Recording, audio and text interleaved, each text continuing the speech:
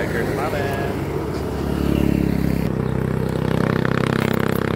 Ito na po kami sa parte po ng papunta ng Labi.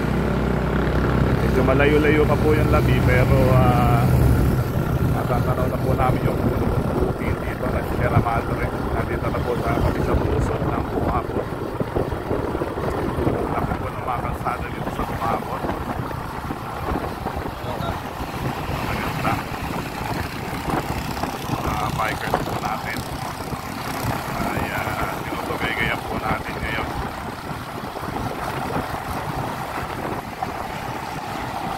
Medyo pasado na po kami sa oras. Mga bikers po natin ay nakarera po yung mga dumadaan dito, mga motorista. Malalaki po ang kalsada dito sa Bungabon at simentado po at makaganda po talaga pasyalan.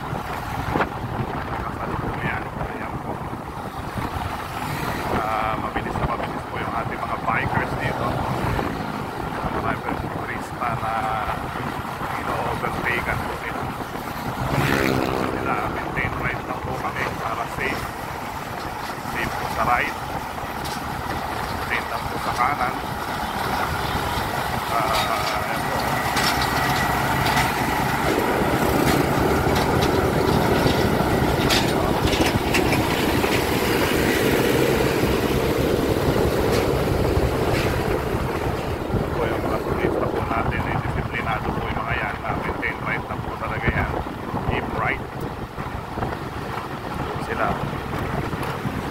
IDT, yung developmental team.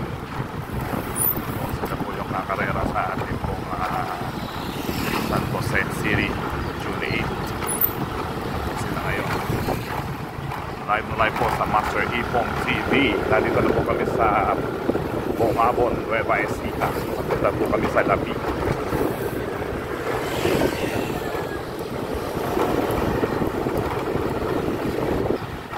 Road bike po dito at mountain bike.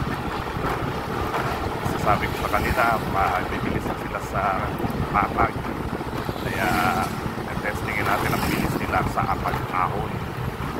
Kasi sa pag-ahon po talaga po nakita po natin ang bilas ng ating mga siklistang kabataan ng IDT members ng Ipong Developmental Team. Ito nga po pala ang IDT ay pinapumunuan po at tinitrain din po at ina-advisean ng ating pong magaling na world champion Pride of Nueva Ecija, si Sir Placido Valdez. Katuwang po ang inyong lingkod, Master Ipong. Ayan, so nandito na po kami sa loob po ng Bungabon. Magunak na po kami ngayon sa papuntang Labi. Yung ating mga siklista, bikers po natin,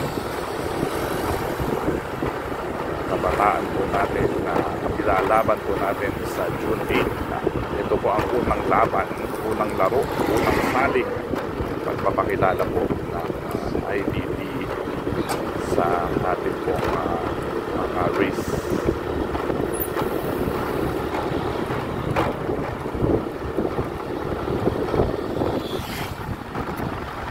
Live po, Master Ipong TV sa Bungabon, Nueva Ecija.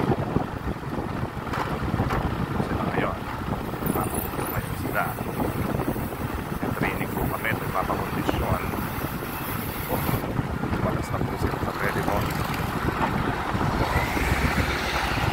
Bilis po ang aming takbo ngayon. Yan na po, kakalasa na.